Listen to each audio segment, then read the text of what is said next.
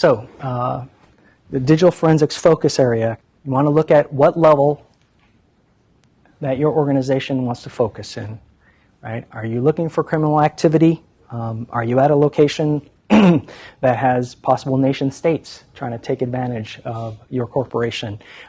Certainly industrial espionage. If it's a concern, then your digital forensics has to be able to, right, meet the evidentiary requirements. So yeah, you need to keep in mind that each of these levels requires just a certain amount of investment, time, and the personnel. So you want to make sure you match them up properly, right? Are you looking for misconduct? Certainly you don't want your intellectual property leaving because somebody's out there goofing around with your stuff. If you're talking about operational issues, those tools can help you do those as well. And then, of course, minimizes costs possibly going forward. And then if you're just doing the auditing of the systems, that's probably the lowest level, the forensics that you need, bare minimum, right? You definitely want some logging, and you want the ability to go audit your stuff. Sometimes your capabilities are such that you have it, but you can only use it for a certain amount of time. I went on an incident response once, and we asked to see their firewall logs, and they told us that they roll over every 4 hours. So first off, that's a lot of traffic, right? Pretty, but how hard is that to go back and go, oh, we wanted to see who might have broken in, but it was 5 hours ago that they broke in, and now all that data is gone. So, you know, if you become a part of a team, understand that there's limitations. Even, you know, you go up to them and you ask them, oh yeah, we log firewall. We have this kind of log. Well, how about stuff from, 6 months ago? Oh, we don't keep them, but for this many days or whatever. So this does make the incident response and the digital forensics piece quite challenging.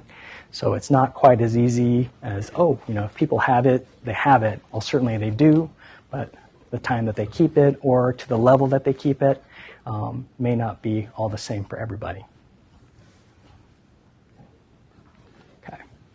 So distributing responsibilities, right?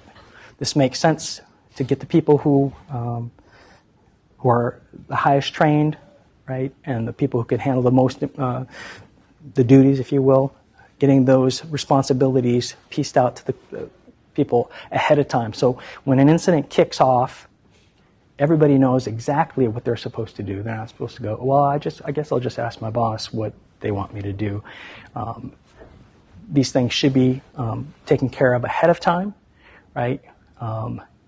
So if there's this established liability for loss of information or data control, that's key, right? If so-and-so, you thought so-and-so grabbed this hard drive and they thought you grabbed it and nobody grabbed it, that's a pretty big issue. You may not be able to go back, depending on the situation.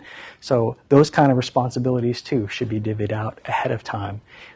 Everybody should understand what it is they're going to do if an incident occurs. And we're also talking about cross-training people, right? Because not everybody, all 5 team members may be available at the moment that your particular incident kicks off.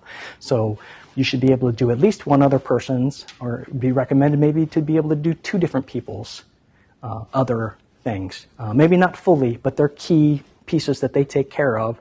You should have multiple people being cross-trained into those areas. You never know. People leave, people change jobs, right?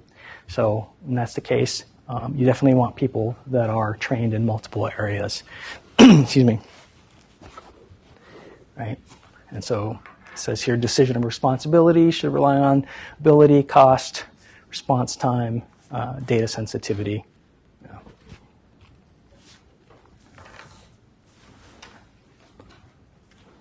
Okay, so when we're talking about what you want, if you want a robust capability, these are the types of things that you're looking for, right? The solid training, right? Those skills that are continually honed, right? And keeping up with the newest technologies.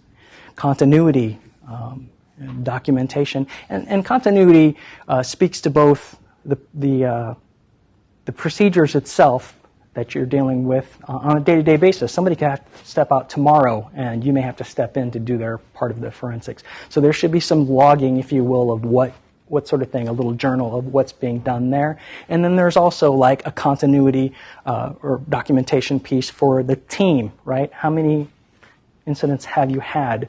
A sort of after-action report, best practices piece to that too for the continuity. Right? And that's that shared knowledge I was talking about, cross-training opportunities, and making your entire team better. So you're experts in certain areas, have them teach a little mini class for the rest of your team.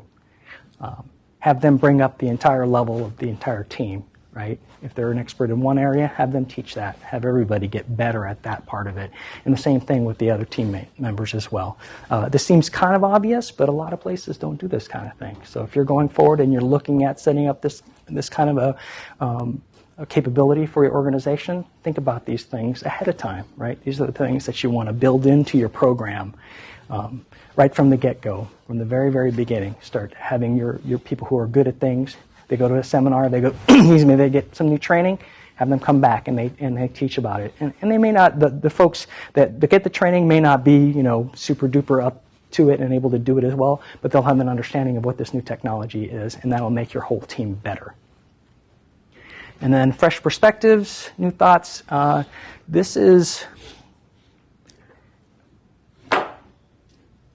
going out and actually doing some research on top of the daily things you do. And most of you probably already do this because I think IT folks have to. You go out and you do, in the security world anyway, I read Slashdot. I don't know if you've ever been to Slashdot.org, right? There's darkreading.com, talks about security. How about Threat Post, right? The SANS Internet Storm Center, the information, right, where the newest attacks are happening. Staying on top of that, right? These are the fresh perspectives we're talking about from the digital forensics world. Maybe they're able to go to a SANS conference and they start seeing the newer things that are happening. So keeping that, again, this is for the robust team, right? This is the ideal team. If you want this going forward, build this into your teams from the very beginning. Don't go, oh, okay, eventually we'll get to that. Have that. Put that in a policy, put that into a procedure. So you start doing it right from the get-go so you get your teams set up and set them up for success from the very beginning. Okay. So this is the roles and responsibilities, right? The roles and responsibilities identified from the very beginning. The guidelines and policies that are in place have to be solid, have to be well written, have to make sense, and the people have to understand them, right? So take the time to talk with them if you're going to set up a capability and make sure that they understand what it is they're doing, right? And that's that historical documentation I kind of mentioned, dealing with however many events that you have. Sometimes you go back and look at your after-action reports and see, are we getting better at this? Are we not getting better at this? You can measure it, dealing with time, and time, of course, can be equated to a certain amount of money. So can you do it more effectively, more efficiently, more quickly? Are you getting better? Check that sort of stuff out. Your historical documentation. This is, again, as IT personnel, we all love documentation, right? So that's our favorite part. But it's kind of a running joke within the IT industry, especially for programmers in particular. But documentation. But it really will help out your organization if you develop your program in such a way that you maintain your historical documentation.